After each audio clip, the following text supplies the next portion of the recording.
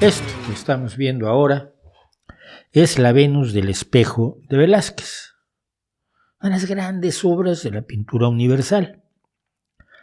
Se sabe que perteneció a la duquesa de Alba, se sabe que allí la debe haber visto Goya y le inspiró la maja desnuda y luego la maja vestida, mismas que ya fueron atacadas por otros jóvenes idealistas totalmente desorientados, profundamente irresponsables, ignorantes de qué es lo que están destruyendo, lo que están atacando, fanatizados por cuanto a que si tienen alguna idea del significado que tiene para toda la humanidad, la maja desnuda, la maja vestida o la Venus del Espejo de Velázquez, los han logrado fanatizar tanto como para decir que ellos pueden decidir sobre el patrimonio de toda la humanidad. Esto es el nivel de autocracia máximo, el nivel de egocentrismo que se puede evocar en gente muy emocionada, muy joven, muy noble. Quiero insistir en que es gente enormemente noble y moverla a que haga esto. Vamos a esperar. La Venus del Espejo, que nadie sabe exactamente cuándo la pintó Velázquez, decíamos, pasó por manos de la duquesa de Alba, de allí pasó a ser de la colección de Godoy, pero después de la invasión napoleónica, pues la colección quedó sin dueño y acabó en la National Gallery de Londres, aunque en varias ocasiones ha sido prestada a España. Estuvo aquí en el Museo del Prado en el 2017, si mal no recuerdo, y está en la National Gallery como una de las grandes joyas de la pintura. Y como tal pasó esto.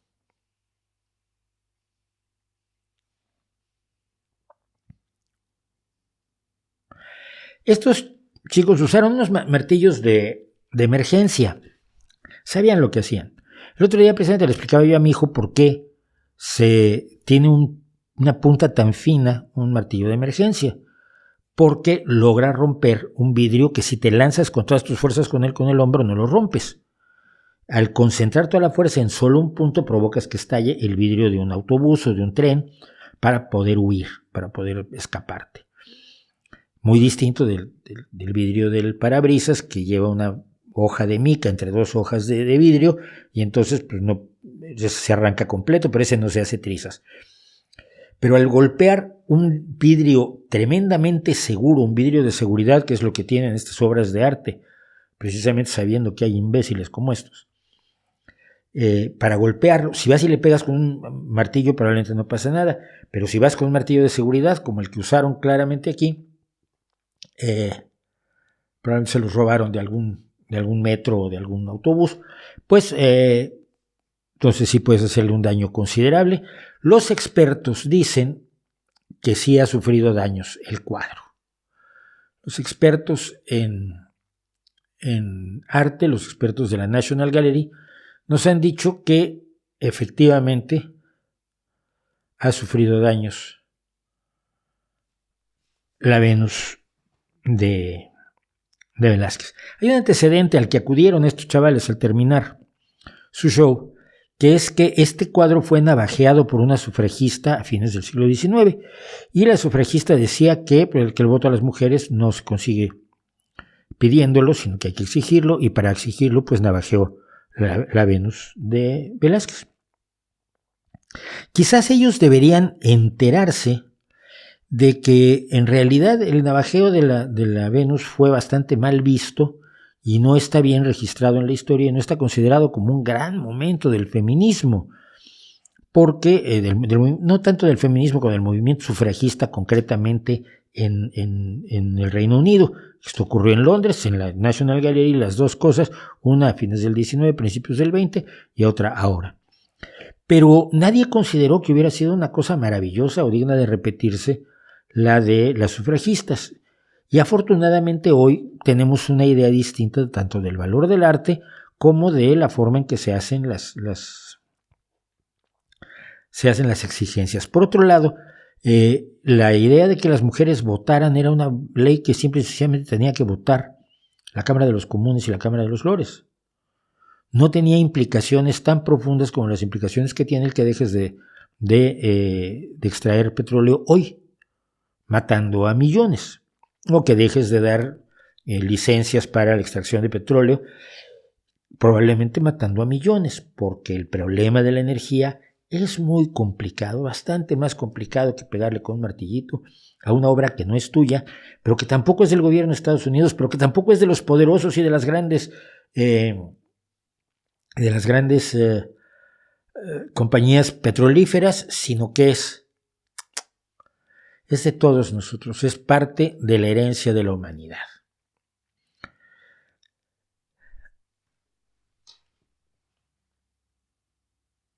Yo creo que hay que protestar ante muchas cosas, pero hay que saber cómo protestar.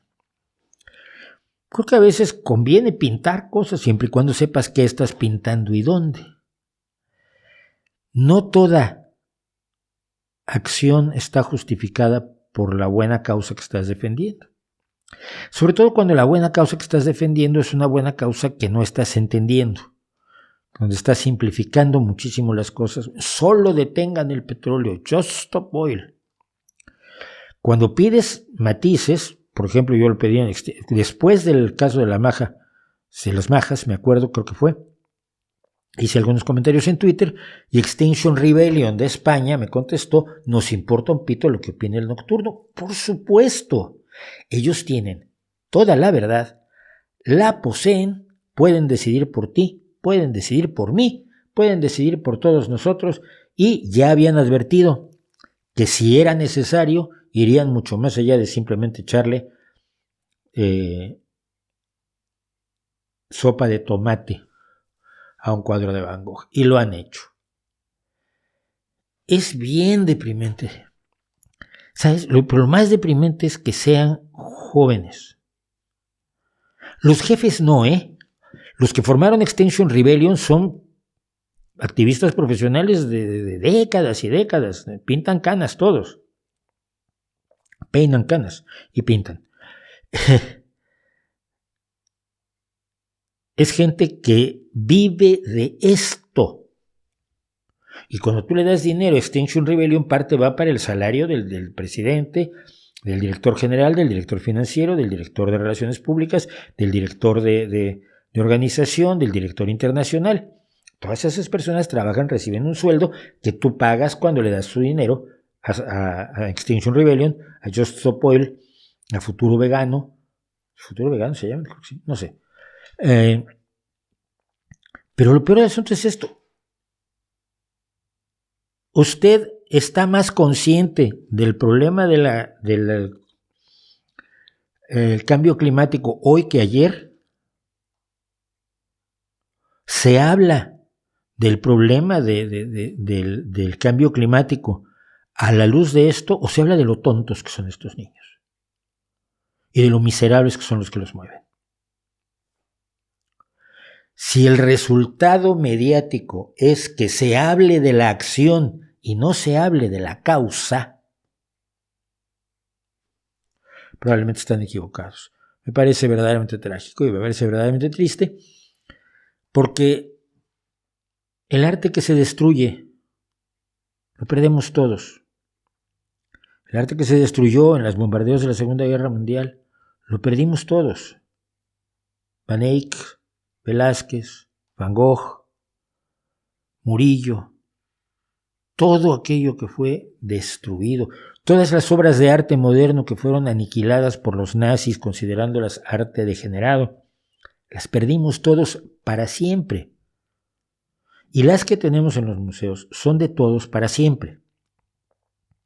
Gracias a eso puede uno ir a los museos y sentarse a contemplar las cosas maravillosas que puede crear el ingenio humano, la creatividad y la sensibilidad humana, sensibilidad que por desgracia no tienen o les han arrancado quienes hacen este tipo de cosas.